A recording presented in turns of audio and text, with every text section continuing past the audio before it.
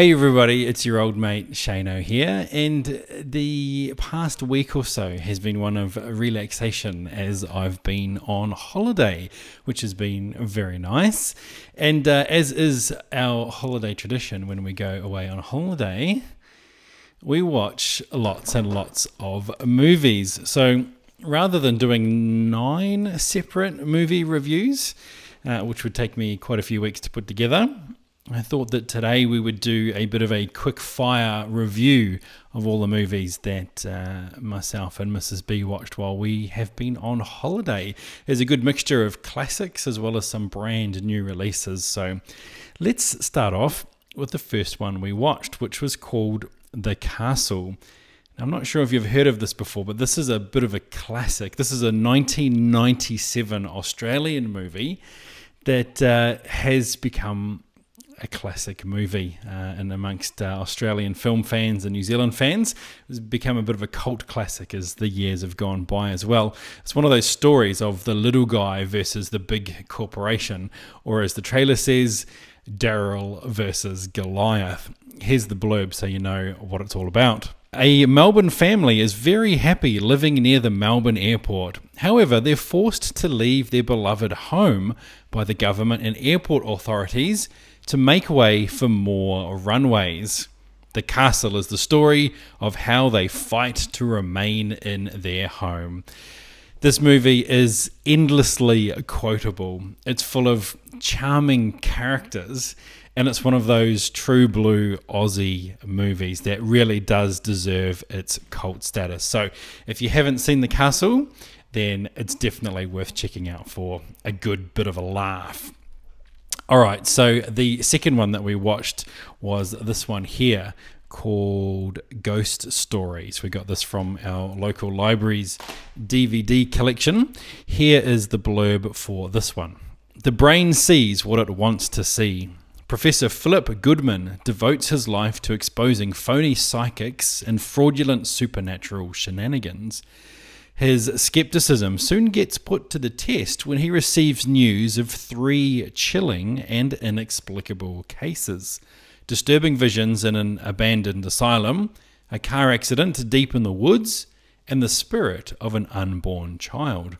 Even scarier, each of the macabre stories seems to have a sinister connection to the professor's own life. Now, this was a little bit of a weird one. I'm a big fan of Martin Freeman, who's front and center on the DVD cover here. He's not a main character in it, though. It's another actor. So, given that Martin Freeman was in it, I was definitely on board to watch this, but it really, really didn't grab my attention. The movie's broken into 3 separate parts, as it said in the blurb. There's 3 different cases. The first was really interesting and played well with tension and visual effects and really drew us in. But after that really good setup and that feeling of unease, then things went pretty much downhill. It peaked with that first story. The rest really failed to engage us, and the last 20 minutes of the movie goes completely off the rails and leads to what I think is a bit of a cop-out ending, something that we've seen many, many times before in movies previous. So, Ghost Stories, probably not one that I would recommend. So the third one that we watched was a 2017 Academy Award nominee called Land of Mine. So what is this one about? Well, let's have a look at the blurb. Land of Mine. They survived the Second World War. Now they must survive the cleanup. In the days following the surrender of Germany in May 1945, a group of young German prisoners of war were handed over to the Danish authorities and subsequently sent out to the west coast, where they were ordered to remove the more than 2 million mines that the Germans had placed in the sand along the coast. With their bare hands crawling around in the sand, the boys were forced to perform the dangerous work under the leadership of a Danish sergeant, Carl Leopold Rasmussen. Now, this is based on a true story, and it is a really good movie. We thoroughly enjoyed it. It didn't really strike us as to why exactly it was an Academy Award nominee. It was a really good movie, don't get me wrong, but it just seemed to be lacking some kind of punch. There was something about it that really didn't give us that real feeling of like, wow, that was super, super powerful. That said, it was a really good story, and the connections and the relationships that are formed between the sergeant and the men that he is tasked with looking after is really, really good. And that's the highlight of the movie, is those relationships between the sergeant and the people that he looked after, against the backdrop of a pretty horrific job that they had to do. So definitely a good movie, definitely one we enjoyed and that we would absolutely recommend.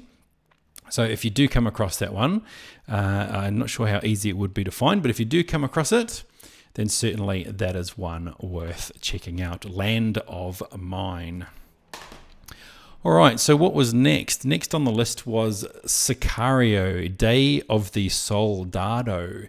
You might remember the original Sicaro came out a couple of years ago, and that was really good. It was a nice sort of breakout hit. It was an original story that became pretty popular. So inevitably, as things go in Hollywood these days, there was a sequel.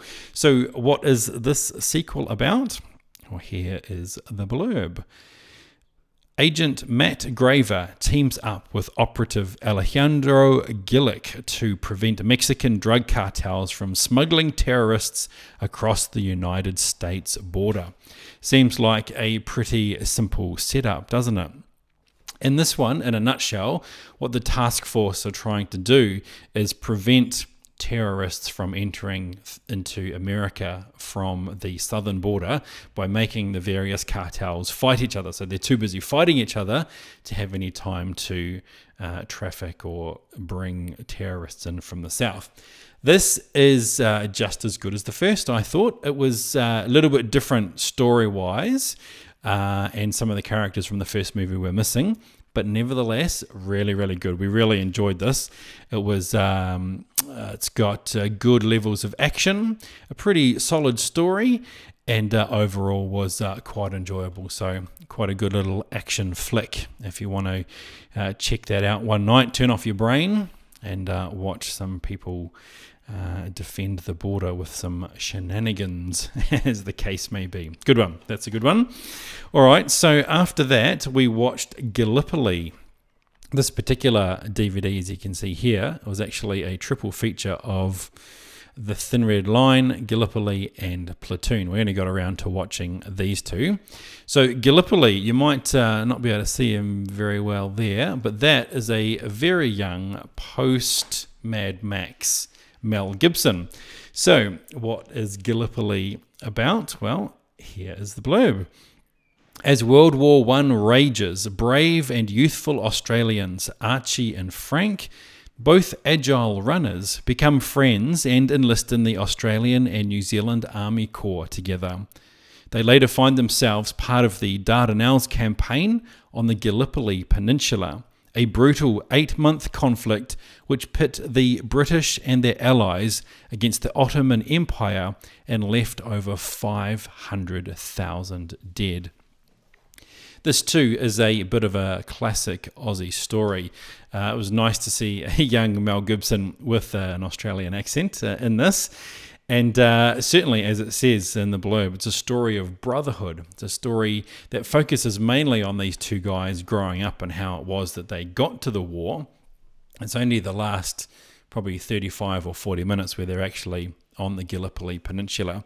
If you're not sure of what the Gallipoli Peninsula is and the meaning of that for Aussies and Kiwis, then I suggest you have a look online to see what that's all about, because it was pretty much the time in history when we became nations and when we really grew up and became part of the world scene. So that's pretty good. Oh, that's another one that I would recommend, Gallipoli, starring Mel Gibson, and a pretty compelling story of friendship and brotherhood in the face of war. So after that, we watched Platoon, which was the other one in this multi-disc set. Platoon is probably known to most people. It is a pretty classic movie. Lots of famous people in it. Here's the blurb. As a young and naive recruit in Vietnam, Chris Taylor faces a moral crisis when confronted with the horrors of war and the duality of man. As I said, this has got a pretty stacked cast in it. It's got Charlie Sheen, Willem Dafoe, Johnny Depp, Forrest Whitaker, Tom Berenger, Kevin Dillon, the brother of Matt Dillon, is in it. There's a lot of familiar faces, and certainly given that this was made in 1986, there's a lot of people who were just beginning their acting careers back then who have now gone on to much bigger fame. So it's a bit of a who's who, a bit of a celebrity movie star spotting exercise as you watch it. That aside, it's also a really good story. What it shows really well is the conflicts that can rise between people in times of war, but also on the other side of things, the mental stress and anguish that can be caused by the soldiers having to fight for a cause or a purpose that they may not themselves necessarily agree with. So there's a lot going on in this movie, but certainly worth checking out because it's got a pretty powerful story at its centre and really, really good performances from a very young Charlie Sheen and from Willem Dafoe and Tom Berenger in particular. So if you haven't for some reason seen that since 1986 when it first came out, then you should probably fix that and go and watch it. So it would appear that we had a bit of a military theme going on quite unplannedly while we were away, because the next one we watched was also military related. This one is the movie Zulu. So this too is a classic. It's from 1964 and features Michael Caine in what I think was his first film performance. I might need to confirm that, but that is how I think it is. So this one is Zulu, and it's here's the blurb. In 1879, during the Zulu Wars, man of the people, Lieutenant John Chard, and snooty Lieutenant Gonville Bromhead were in charge of defending the isolated Natal outpost of Rorke's Drift from tribal hordes, holding out during an Alamo-like siege until they are overwhelmed, losing the battle, but going down in history as heroes. 150 soldiers defended a supply station against some 4,000 Zulus, aided by the Martini Henry rifle, with some guts behind it. It is a pretty good movie. For something made in 1964, it's epic in scale. They don't have to rely on things like CGI when there's a field full of 4,000 Zulu warriors. It was, in fact, a field full of 4,000 extras. So it's pretty epic to watch. The battle scenes are pretty intense as well, given the time. Often movies of this time sort of shy away from showing blood and direct violence, but this actually was pretty brutal in some scenes. It's a fascinating true story that was pretty effectively brought to life in this movie. It's one of those movies that I think, or that I hope, never gets remade, because part of the charm of this is the fact that it was made in 1964, and I think if they were to make a modern version, they couldn't help but make it more gritty and dirty and you know, whatever it is that they do these days with movies that seem to make them so very different to movies from the past.